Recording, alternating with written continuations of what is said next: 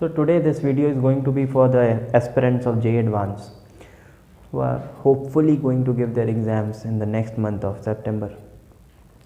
तो क्या करने जा रहे हैं, पहले 1 मिनट में ब्रीफ में बता देता हूँ कि अपन क्या करने जा रहे हैं आज।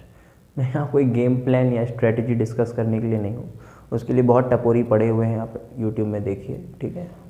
जो आपको 5 दिन में JEE एडवांस में टॉप कैसे करेंगे ये भी बता देंगे, ठीक है। ऐसा कुछ नहीं होता है, सब चीज़ों के लिए पढ़ना पड़ता है, ठीक है, सिर्फ पढ़ना पड़ता है। तो आज हम एक टॉपिक डिस्कस करेंगे, एक ऐसा टॉपिक जिससे बच्चे बहुत ज़्यादा घबराते हैं, यहाँ तक टॉपर्स भी उसको छोड़ के जाते हैं। मैं JEE एडवांस की बात कर रहा हूँ। ये वीडियो नीट और मेंस के लिए नहीं होने वाला है, हालांकि ये टॉपिक उनके भी सिलेबस में है, बट इससे बहुत ज़्यादा क्वेश्चंस उसमें देखे नहीं गए हैं। लेकिन JEE एडवांस में पक्का श्योर शॉट 2 क्वेश्चन हर साल आता है, और कहीं ना कहीं इनडायरेक्ट एप्लीकेशन भी रहता है। तो 2 क्वेश्चन तो पक्का श्योर शॉट आता है, आप देख लेना पेपर्स उठा के, ठीक है। तो उनमें से क्वालिटेटिव एनालिसिस में बच्चे इसलिए घबरा जाते हैं कि क्या पढ़ें क्या नहीं पढ़ें, इतने सारे आयन्स हैं। लेकिन वो सिलेबस अगर देखें तो वो पाएंगे कि नेगेटिव आयन्स बहुत ज़्यादा नहीं है सिलेबस में। आपका सल्फाइड आयन सबसे ज़्यादा पार्ट कवर करता है अपना, और उसके बाद फिर शायद बोरेट दिया हुआ है और नाइट्रेट दिया हुआ है, सल्फेट दिया हुआ है। तो नाइट्रेट वगैरह के ज़्यादा टेस्ट वगैरह तो है नहीं, अपना ये ब्राउन रिंग टेस्ट है, पिछले साल बोरैक्स बीट टेस्ट से सवाल आया था, ज़्यादा कुछ है नहीं। तो हम उसी को भी, हमारा कोशिश है, आप भरोसा रखिए, आप ये वीडियो देखेंगे उसके बाद आपको मतलब फील होगा कि that you have learn something, और ये वीडियो आपको मार्क्स दिला सकता है। और मार्क्स ऐसे लल्लू पल्लू बोर्ड एग्जाम में नहीं, ये JEE एडवांस में आपको मार्क्स दिला सकता है, ठीक है। 1 क्वेश्चन 2 क्वेश्चन उस टॉपिक से बन सकते हैं जिससे आपको कोई एक्सपेक्टेशन ही नहीं था, ठीक है। तो just try to look what I am trying to say. और इसके बाद हम JEE एडवांस 2013 से लेकर 2018 तक, ऑलमोस्ट 19 में भी एक क्वेश्चन आया है, तो उनमें जो भी क्वेश्चंस आए हैं qualitative analysis from sulphide ions, उनको करेंगे। और आप ये भी देखोगे कि हर साल साला सल्फाइड आयन फिर से आ जाता है, ठीक है। तो sulphide ion is special. So with these words let us start. तो H2- आयन, तो सल्फाइड आयन सबसे पहले। अच्छा, एक चीज़ और, मैं ये एज्यूम करके पढ़ा रहा हूँ कि आपको बेसिक्स आता है, आपने मेंस निकाल लिया है, अब आप एडवांस में जा रहे हैं, ठीक है। तो बेसिक बातें नहीं बताने वाला मैं, ठीक है, कि आपको बता रहा हूँ मैं पोलराइजेशन क्या होता है, ये क्या होता है, वो सब मैं एज्यूम करके पढ़ा रहा हूँ कि आपको पता है। ये वीडियो श्योर शॉट एडवांस वालों के लिए होने वाला है, जिनको बेसिक्स नहीं आता वो फालतू अपना समय वेस्ट ना करें तो ज़्यादा बेहतर है। तो सल्फाइड आयन की बात करेंगे। सबसे पहले हम बात करेंगे कलर किससे आता है। आप लोगों ने बहुत बार पढ़ा होगा, कलर आता है इलेक्ट्रॉनिक ट्रांजिशन से। इलेक्ट्रॉनिक ट्रांजिशन क्या क्या पढ़ा है आपने पढ़ा होगा LMCT, आपने पढ़ा होगा MLCT, उसके बाद आपने पढ़ा होगा होमोलिमो ट्रांजिशन, ये सब चीज़ें आपने पढ़ा होगा, है ना, होमोलिमो ट्रांजिशन। अब ये सब से कलर आती है। इसी तरह से पोलराइजेशन से भी कलर आ सकता है, because polarization is also a type of what, electron transition. Polarization भी इलेक्ट्रॉन ट्रांजिशन ही है, तो उससे भी कलर आता है। तो सल्फाइड आयंस में जो कलर आता है वो जनरली पोलराइजेशन के कारण आता है। अभी हम यहाँ पे इनसॉल्युबल सल्फाइड्स की बात करेंगे, ठीक है। एक बातों को नोट करेंगे पेन और कॉपी लेके। इनसॉल्युबल सल्फाइड्स की बात करेंगे, सिर्फ जो प्रेसिपिटेट बनाते हैं उनके कलर्स की बात करेंगे। तो हमारी गाड़ी पहुंची अभी कहाँ तक, पोलराइजेशन। हमारी बात पहुंची पोलराइजेशन तक। तो पोलराइजेशन की बात करेंगे। सल्फाइड आयन पोलराइज थोड़ी ना करेगा, तो नेगेटिव आयन है, वो तो पोलराइज होगा, है ना। तो सल्फाइड आयन की क्या बहुत ज़्यादा होती है, साइज बहुत ज़्यादा है, साइज भी ज़्यादा है, साथ ही साथ नेगेटिव चार्ज भी ज़्यादा है। इसका मतलब इसकी पोलराइजेबिलिटी ज़्यादा होगी, पोलराइजेबिलिटी हाई होने का क्या मतलब है, पोलराइजेबिलिटी हाई होने का मतलब है कि अगर इसके पास कोई कटायन है जो थोड़ा बहुत भी पोलराइजिंग पावर रखता है, तो यहाँ इलेक्ट्रॉनिक ट्रांजिशन होना संभव है, और इलेक्ट्रॉनिक ट्रांजिशन होगा मतलब क्या आएगा, कलर आएगा। सबसे पहले तो कलर की बात करेंगे, फिर प्रेसिपिटेशन की, फिर डिसोल्यूशन की, और टॉपिक खत्म, ठीक है। उसके बाद फिर क्वेश्चंस करेंगे। आज ही इसी वीडियो में अपन क्वेश्चंस भी करेंगे। तो कटायन क्या कर रहा है, पोलराइज कर रहा है। तो पोलराइजेबिलिटी ज़्यादा है, इसलिए क्या होगा, पोलराइजेशन अच्छा होगा, इसलिए कलर कैसा आएगा, इंटेंस। इसका एग्जांपल आपको दे सकता हूँ, जैसे आप होमोलिमो ट्रांजिशन में आप देखे होंगे कि फ्लोरीन का कलर क्या होता है, काफ़ी पेल होता है, और उसके बाद नीचे जाते जाते जैसे आयोडीन तक पहुँचते हैं अपन, तो होमोलिमो गैप कम होता है। होमोलिमो गैप कम होने का मतलब है कि वहाँ पे हमारा ट्रांजिशन प्रॉपर होगा तो कलर इंटेंस होगा, इसलिए वॉयलेट कलर आ जाता है उसका, ठीक है। तो यहाँ पे सल्फाइड में आप जनरली पाओगे कि all sulphides are black in colour. Generally सभी सल्फाइड्स ब्लैक इन कलर होते हैं। मैं यहाँ पे इनसॉल्युबल सल्फाइड्स की बात कर रहा हूँ। अब इनसॉल्युबल कौन कौन से हैं, देखो इनसॉल्युबल कौन से हैं वो भी बता दे रहा हूँ। सभी सल्फाइड ऑलमोस्ट इनसॉल्युबल है आपके हिसाब से, ठीक है, एक्सेप्ट इनसॉल्युबल, सभी all sulphides are insoluble generally except some ones. अपना अमोनियम का सल्फाइड NH4+ और आपका ग्रुप ए और ग्रुप 2, ग्रुप ए और group 2 of that group 1 and group 2 of your periodic table, that alkali metal, alkaline earth metal, उनके sulphides, इनको छोड़ के सभी इनसॉल्युबल है जिसके बारे में हम पढ़ने जा रहे हैं, ठीक है। इनमें से भी कुछ कैटायंस के बारे में ही पढ़ेंगे जो हमारे सिलेबस में हैं। तो हाँ, हम कहाँ थे, हम तो इधर all sulphides are black in colours. सभी सल्फाइड कैसे कलर के होते हैं, ब्लैक कलर के होते हैं, एक्सेप्ट, इनमें भी कुछ एक्सेप्शंस है कलर में, वो भी आपको तरीके बताऊंगा, आपको याद करना है और आप बने रहिए। आप क्वेश्चंस भी देखेंगे भैया कि 15 मिनट के लेक्चर के बाद आपको JEE एडवांस के क्वेश्चन बनने लगेंगे, बिल्कुल बनने लगेंगे, आप सिर्फ अगर ये वाला टॉपिक अच्छे से करके जाते हैं एग्जाम में तो। Just be with me. Exception में देखो कौन कौन सा आ रहा है। MNS को कैसे याद रखोगे, मांस किस कलर का होता है, पिंक, ठीक है, पिंक। बफ भी लिखते हैं इसको, बफ भी लिखते हैं, लगभग पिंक जैसा ही दिखता है, बफ, ठीक है। उसका CDS कद्दू से याद रखो, कद्दू, CD कद्दू किस कलर का, येलो, तो येलो, ठीक है, येलो। इसके बाद बात करते हैं अपन बात करते हैं ZNS। देखो जिंक के बारे में आपने पढ़ा होगा, ये D ब्लॉक का एलिमेंट होते हुए भी, ट्रांजिशन एलिमेंट होते हुए भी नहीं है, ठीक है, ये सब चीज़ें तो आपने पढ़ी होगी। ट्रांजिशन एलिमेंट होते हुए भी नहीं है, इसकी पोलराइजिंग पावर भी बहुत कम होती है, औरों से ये बहुत अलग अलग बिहेवियर शो करता है। तो पोलराइजिंग पावर कम होने का मतलब पोलराइज नहीं कर पाएगा। इसका क्या मतलब है, इसका मतलब है कि ट्रांजिशन नहीं होगा तो कलर नहीं आएगी और तो कैसा रह जाएगा, ये तो कैसा रह जाएगा, तो वाइट, ठीक है, याद रखेंगे। ZNS कैसा रह जाता है, वाइट। इसके बाद अगली बारी आती है सबसे सुंदर ऐश्वर्या, ये 3 आयंस की बात करेंगे अपन। SB कौन सी स्टेट में, 3 और 5। SB कौन सी स्टेट में, +3 और +5, दोनों के सल्फाइड ऑरेंज। सुंदर SN के 2 ऑक्सीडेशन स्टेट होते हैं, सब तो पढ़ा ही होगा आपने, पिछले साल क्वेश्चन आया था SN के ऊपर, एक पैराग्राफ आया था JEE एडवांस में। +2+4 किस कलर के होते हैं, ये और ये। +2 इसका होता है ब्राउन कलर का और अपना इसका +4 होता है येलो। इसके बाद आता है अपना ये AS का क्या हो गया, +3+5, AS हो गया +3+5, तो +3+5 में ये 3+5 दोनों के लिए हो गया क्या, येलो कलर हो गया।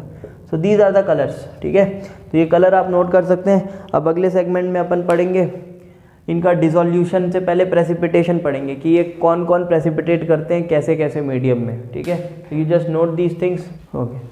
तो अब हम पढ़ने जा रहे हैं प्रेसिपिटेशन। इनका precipitation one of the very important topics, precipitation पढ़ने जा रहे हैं अपन। देखो प्रेसिपिटेशन में क्या करेंगे, प्रेसिपिटेशन में अपन हाइड्रोजन सल्फाइड को रेफरेंस लेके पढ़ेंगे, ठीक है, हाइड्रोजन सल्फाइड का रेफरेंस लेके पढ़ेंगे। 3 केसेस डिस्कस करेंगे। एक हाइड्रोजन सल्फाइड जब नॉर्मल हाइड्रोजन सल्फाइड प्रेजेंट है, एक होगा हाइड्रोजन सल्फाइड एसिडिक मीडियम में प्रेजेंट है। अच्छा, क्यों ऐसा कर रहे हैं, क्या कर रहे हैं, इसमें दिमाग लगाने की जरूरत नहीं है, जो पढ़ाया जा रहा है पढ़िए, भरोसा करना है तो। उसके बाद आप देखिएगा कि आपको फ़ायदा हो रहा है या फिर नहीं हो रहा है। इसके बाद H2S बेसिक मीडियम में, ठीक है, एक बार लेंगे अपन H2S बेसिक मीडियम में। बेसिक मीडियम में कभी कभी इसको अमोनियाकल भी लिख देता है, NH4 अमोनियाकल मतलब हो गया मीडियम, तो बेसिक हो गया। या फिर सोडियम हाइड्रोक्साइड के साथ भी लिख सकता है, अल्कलाइन बना दिया, एक ही बात है सब, ठीक है। तो 3 बेसिस, इन 3 केसेस के बारे में पहले डिस्कस करेंगे। फिर अपन बात करेंगे कौन सा कटायन किस स्टेट में प्रेसिपिटेशन कर सकता है सल्फाइड आयन के साथ। तो सबसे पहले H2S H+, यहाँ पे क्या होगा, देखो H2S के बारे में आप थोड़ा बहुत जानते हो। H2S एक बहुत ही वीक एसिड है, H+ और H2-। वीक एसिड होने का मतलब क्या है, ये रिएक्शन फॉरवर्ड बहुत ही कम अमाउंट में जाता है। इसका जो Ka वैल्यू है वो क्या होता है, काफ़ी कम होता है। Ka वैल्यू काफ़ी कम होने का मतलब रिएक्शन सामने नहीं जा रहा, मतलब सल्फाइड आयन की कॉन्सेंट्रेशन इक्विलिब्रियम पे बहुत कम है। अब अगर साला अपन क्या कर दें, पहले एसिडिक मीडियम लगा दे, एसिडिक मीडियम लगा दे मतलब H+ पहले से ही बहुत अमाउंट में प्रेजेंट है, तो रिएक्शन और आगे जाना नहीं चाहेगा। इसका मतलब सल्फाइड आयन की कॉन्सेंट्रेशन क्या हो जाएगी, और कम हो जाएगी। ठीक है, normal basics of chemical equilibrium, ionic equilibrium. तो यहाँ पे क्या है, इस केस में सल्फाइड आयन की कंसंट्रेशन क्या है, वेरी लो। सल्फाइड आयन की कंसंट्रेशन क्या है, वेरी लो। अच्छा, H2S नॉर्मल में कैसी कॉन्सेंट्रेशन है, low concentration, you can just assume low concentration. H2S basic, देखो मीडियम बेसिक है, इसका मतलब H+ को खा रहा है, वो H+ खा रहा है मतलब रिएक्शन आगे आ रहा है, आगे आ रहा है, आगे आ रहा है, और सल्फाइड आयन की कॉन्सेंट्रेशन बढ़ते जा रही है। मतलब यहाँ पे आई विल से कि H2- कैसे कॉन्सेंट्रेशन में है, H2- हाई कॉन्सेंट्रेशन में। तो अभी हम देखेंगे कि कौन कौन से आयन्स हैं जो इस मीडियम में प्रेसिपिटेट कर लेते हैं। देखो प्रेसिपिटेट होने का मतलब क्या है कि अपना जो कैटायन है ना, कोई भी कैटायन है, एक्स कैटायन, इसको अगर सल्फाइड से बहुत ज़्यादा प्यार होगा, अगर इसको सल्फाइड से बहुत ज़्यादा प्यार होगा तो ये क्या करेगा, भले सल्फाइड बहुत कम है, भले सल्फाइड बहुत कम है, वहाँ भी क्या कर लेगा, प्रेसिपिटेशन, वहाँ भी क्या कर लेगा, प्रेसिपिटेशन। तो हमको वही देखना है कि किस मीडियम में कौन कौन से आयंस प्रेसिपिटेशन को फॉलो कर लेते हैं। तो सबसे पहली बात करेंगे पहले केस में अपना H2S एसिडिक। H2S एसिडिक में कौन कौन है जो प्रेसिपिटेशन कर लेते हैं, आप इसको एक निमोनिक से याद रखेंगे, पागल, कुत्ता, भी होगा कैद। पागल, कुत्ता, भी होगा कैद। ठीक है, ऐसे याद रखो। PbCu Bi Hg2 and Cd2+। इसके बाद आता है, इसके बाद सबसे सुंदर ऐश्वर्या तो है ही, सबसे सुंदर ऐश्वर्या, सभी ऑक्सीडेशन स्टेट +3 +5 +2 +4 +3 +5, ये सभी प्रेसिपिटेट कर जाएंगे। कब, जब सल्फाइड आयन की कंसंट्रेशन बहुत लो है तभी भी क्या कर जाएंगे, प्रेसिपिटेट कर जाएंगे। दूसरी बात, सेकंड केस की बात करते हैं, तो इतना नोट कर लो, सेकंड केस की बात करते हैं। सेकंड केस में देखो क्या हो रहा है, सेकंड केस में अपना H2S नॉर्मल है। H2S नॉर्मल होने का मतलब है कि भाई ये सब तो प्रेसिपिटेट करेंगे, ये सब तो प्रेसिपिटेट करेंगे, ये अगर X है तो ये सब तो यहाँ पे प्रेसिपिटेट करेंगे ही करेंगे। साथ में एक और आ जाता है, वो आ जाता है ZnS। ठीक है, याद रखना पड़ेगा, कोई लॉजिक नहीं है इसके पीछे।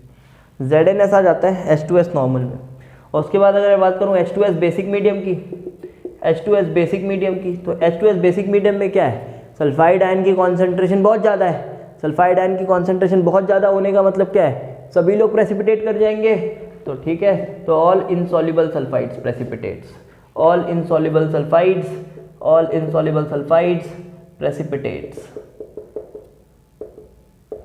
सभी इनसॉल्युबल सल्फाइड क्या कर जाते हैं, प्रेसिपिटेट कर जाते हैं H2S बेसिक मीडियम में है। तो this was about the precipitation. Now we will move forward for, मैंने आपको पहले क्या बता दिया, कलर बता दिए, कलर बताने के बाद प्रेसिपिटेशन बता दिया, किस किस मीडियम में कैसे कैसे किसका किसका प्रेसिपिटेशन होगा। और इसके बाद अब हम करेंगे टॉपिक अगला dissolution, which is the most important one. Dissolution के बाद अपना ये जो H2S है ख़त्म। ठीक है, सल्फाइड आयन। तो now let's talk about dissolution. अब अपन बात करते हैं डिसोल्यूशन की। तो डिसोल्यूशन मतलब अब क्या करने जा रहे हैं अपन, जो प्रेसिपिटेट बना हुआ है उसको हम क्या करेंगे, डिसॉल्व करेंगे। डिसॉल्व करेंगे मतलब हमारा सपोज करो MS प्रेसिपिटेट है M+2H2- के फॉर्म में। अब अपन इसको M+2 और H2- के फॉर्म में तोड़ने जा रहे हैं। अब इसको कैसे समझें, पढ़ा है आपने, सॉल्युबिलिटी प्रोडक्ट वगैरह सब जानते हो। ठीक है, तो इसको डिसोल्यूशन का प्रोसेस अपन फेवर कराने जा रहे हैं। तो हम करेंगे क्या, इसमें हम एक काम कर सकते हैं कि सल्फाइड आयन को चेंज कर दें। सल्फाइड आयन कुछ ऐसा डाल दें जिससे सल्फाइड आयन खत्म हो जाए। सल्फाइड आयन खत्म होगा, इससे रिएक्शन आगे आएगा और डिसोल्यूशन होगी। तो सल्फाइड आयन को चेंज करने के हमारे पास 3 तरीके हैं यहाँ पे पढ़ने। अपन विलन यूज़ करेंगे, मतलब इस तरह समझो, MS के बीच में प्यार है, जिसका प्यार बहुत ज़्यादा स्ट्रॉन्ग है वो जल्दी नहीं टूटेगा, मतलब उसका डिसोल्यूशन जल्दी नहीं होगा। जिसका प्यार बहुत ज़्यादा स्ट्रॉन्ग है, जिसका प्यार कमज़ोर है वो टूट जाएगा। वही हमको देखना है, किसका प्यार कमज़ोर है, किस मीडियम में कमज़ोर है, कहाँ तक कमज़ोर है, कहाँ तक स्ट्रॉन्ग है, यही देखना है। ठीक है, तो लेट अस टॉक अबाउट, 3 चीज़ें करेंगे। पहला अपन डालेंगे वीक एसिड या फिर डाइल्यूट एसिड। दूसरी चीज़ अपन डालेंगे स्ट्रॉन्ग एसिड। तीसरी चीज़ अपन डालेंगे नाइट्रिक एसिड। नाइट्रिक एसिड ऐसा एसिड है जो स्ट्रॉन्ग भी है, साथ ही साथ ऑक्सीडाइज़र भी है। स्ट्रॉन्ग भी है और ऑक्सीडाइज़र भी है। अच्छा, राइटिंग वाइटिंग समझ आ रही होगी, अच्छी बात है। ठीक है, तो सबसे पहले देखेंगे वीक एसिड में क्या होगा। वीक एसिड मतलब बहुत ही कमज़ोर, हमारा जो विलन है बहुत कमज़ोर है, तो जिसका प्यार बहुत ज़्यादा कमज़ोर होगा वो टूट जाएंगे। सबसे कमज़ोर प्यार है मांस का, MnS, टूट जाएगा। ठीक है, मतलब इसका डिसोल्यूशन हो जाएगा, स्ट्रॉन्ग एसिड में लाइक HCl, किसका डिसोल्यूशन होगा? स्ट्रॉन्ग एसिड में डिसोल्यूशन होगा FeS। अच्छा, ऑफ कोर्स MnS का तो होगा ही। MnS वीक एसिड में डिसोल्यूशन हो जा रही है, स्ट्रॉन्ग एसिड में होगा ही। 2-3 चीज़ें एक्स्ट्रा आ जाती हैं, FeS और हमारा ZnS, ये 2 चीज़ें एक्स्ट्रा आ जाती हैं। उसके बाद हमारा HNO3 स्ट्रॉन्ग ऑक्सीडाइज़र, सभी चीज़ें डिसॉल्व हो जाती हैं। Almost every insoluble sulphides gets dissolved, सभी चीज़ें, क्योंकि ये सबका बाप है। लेकिन ये HGS का कुछ नहीं उखाड़ पाता, HGS का कुछ नहीं कर पाता ये। तो HGS के लिए अपन एक इवन स्ट्रॉन्गर विलन लेके आएंगे, और वो कौन है? एक्वारिजिया। तो HGS के लिए अपन लेके आते हैं एक्वारिजिया तो आपको पता ही होगा, इसके बारे में बताने की ज़रूरत नहीं। तो HGS इसमें भी नहीं घुलता, उसके लिए एक्वारिजिया लेके आते हैं। तो these are some of the dissolution processes. तो ये हमारे कुछ डिसोल्यूशन के प्रोसेस हुए। हाँ, एक बात आपको और बता दूँ, ये जब अपन बात करते हैं ना Fe+3 स्टेट की, Al+3 स्टेट की, बहुत इंपॉर्टेंट बात है ये, बहुत इंपॉर्टेंट बात, ध्यान रखिएगा। Fe+3, Al+3 और Cr+3 की, तो इसमें ना इसके सल्फाइड्स जो हैं वो प्रेसिपिटेट नहीं होते, इनके हाइड्रोक्साइड्स प्रेसिपिटेट हो जाते हैं, क्योंकि इनके जो हाइड्रोक्साइड्स हैं उनकी सॉल्युबिलिटी प्रोडक्ट बहुत कम है, मतलब उनको बहुत कम OH- आयंस की रिक्वायरमेंट है KSP अटेन करने के लिए, देयरफॉर दे प्रेसिपिटेट। तो ये इनका हाइड्रोक्साइड प्रेसिपिटेट होता है, ध्यान रखना, सल्फाइड प्रेसिपिटेट नहीं होता, क्योंकि इनकी सॉल्युबिलिटी प्रोडक्ट अगर आप देखोगे, मुझे अच्छे से याद नहीं है लेकिन इसका अप्रॉक्सीमेटली 10⁻39 आई गेस, बहुत कम इनकी सॉल्युबिलिटी प्रोडक्ट होते हैं। ठीक है, तो ये इस तरह से आप इसको ध्यान रखेंगे, इन 3 आयंस को, +3 को। सो this was all about dissolution and yes, this was all about sulfide ion and H2S. Now in the next segment we will be doing some questions. आप इसको लिख लीजिए, इसको लिखने के बाद आप एक बार पूरी अच्छे तरीके से क्या कर लीजिए, इसको रिवाइज कर लीजिए, अच्छे तरीके से रिवाइज कर लीजिए। इसके बाद अपन अब करने जा रहे हैं जे एडवांस 2013 से लेके 2019 तक के क्वेश्चंस जो कि सल्फाइड आयन से आए हुए हैं क्वालिटेटिव एनालिसिस से। Okay, let's have a look at the first question. पहला क्वेश्चन 2013 जे एडवांस के पेपर में आया हुआ, अपॉन ट्रीटमेंट विद अमोनियकल H2S। देखो अमोनियकल H2S का क्या मतलब बताया था, मतलब H2S इन बेसिक मीडियम मतलब H2- का अमाउंट बहुत ज़्यादा है। रिवाइज करो, जो पढ़ाया हुआ है उसी से है, बहुत ज़्यादा है। अगर H2S में सल्फाइड आयन बहुत ज़्यादा है, मतलब सभी लोग प्रेसिपिटेट हो जाएंगे, मतलब जितने भी इनसॉल्युबल सल्फाइड्स हैं सभी प्रेसिपिटेट हो जाते हैं। तो देखो Fe3+ Al3+ दोनों के लिए याद रखो क्या बताया था, हाइड्रोक्साइड्स प्रेसिपिटेट होते हैं, सल्फाइड्स प्रेसिपिटेट नहीं होते। देखो उसी से क्वेश्चन है ये दोनों हटा दो। Mg2+ कहाँ से हो गया, इंसॉल्युबल ही नहीं है, क्योंकि ग्रुप 1 ग्रुप 2 वाले तो सॉल्युबल थे। इंसॉल्युबल में सभी होते हैं सिवाय किसके, सिवाय अमोनियम आयन के, ग्रुप 1 ग्रुप 2 के, इसके अलावा सभी इंसॉल्युबल होते हैं। तो ये देखो ग्रुप 2 का है तो ये भी नहीं बनाएगा, Zn2+ सल्फाइड बनाएगा। देखो सिंपल, पता है तो ठीक है। अब अगला क्वेश्चन देखो, passing H2S gas in a mixture of Mn this, इनके मिक्सचर में अपन H2S गैस पास करा रहे हैं इन एसिडिफाइड सोल्यूशन। याद करो प्रेसिपिटेशन वाले का 3 पार्ट पढ़ाया था, H2S acidic, H2S normal, H2S basic. पहला वाला देखो H2S बेसिक का क्वेश्चन, अगला वाला H2S एसिडिफाइड का क्वेश्चन। तो इसमें क्या क्या बताया था, कौन कौन प्रेसिपिटेट होते हैं बताया था, पागल, कुत्ता, भी, होगा, कैद, और एक बताया था सबसे सुंदर ऐश्वर्या, यही बताए थे प्रायंस। देखो उनमें से कौन कौन आ रहा है, कुत्ता होगा, ठीक। Mn ना, Mn ना, निकल ना, answer is simply CuS and HgS। Done. उसके बाद देखो, this is one of the most beautiful questions because अभी फिलहाल में पूछा गया क्वेश्चन है। The reagent that can selectively precipitate sulphide, which can selectively precipitate sulfide from a mixture of sulfide and sulfate. Now yes, we have both sulfide and sulfate ions, and which of the following reagents can selectively precipitate only sulfide, leaving sulfate out there, not precipitating sulfate, only we need the precipitate of sulfide. So देखो, सबसे पहले copper 2+ sulphate sulphide, copper 2+ sulphide, copper sulphide बिल्कुल precipitate करता है, बिल्कुल करता है, तो ये तो करेगा ही। कॉपर 2+ आयन को देखो, बेरियम मज़ेदार है। बेरियम का जो सल्फाइड है, बेरियम तो पता ही है, ठीक है, नहीं करेगा। बेरियम का सल्फाइड ग्रुप 2 आ गया, ग्रुप 2 का सल्फाइड नहीं होगा प्रेसिपिटेट। बेरियम का सल्फेट हो जाता है प्रेसिपिटेट, सल्फाइड नहीं होता। लेड मज़ेदार है। क्यों लेड मज़ेदार है?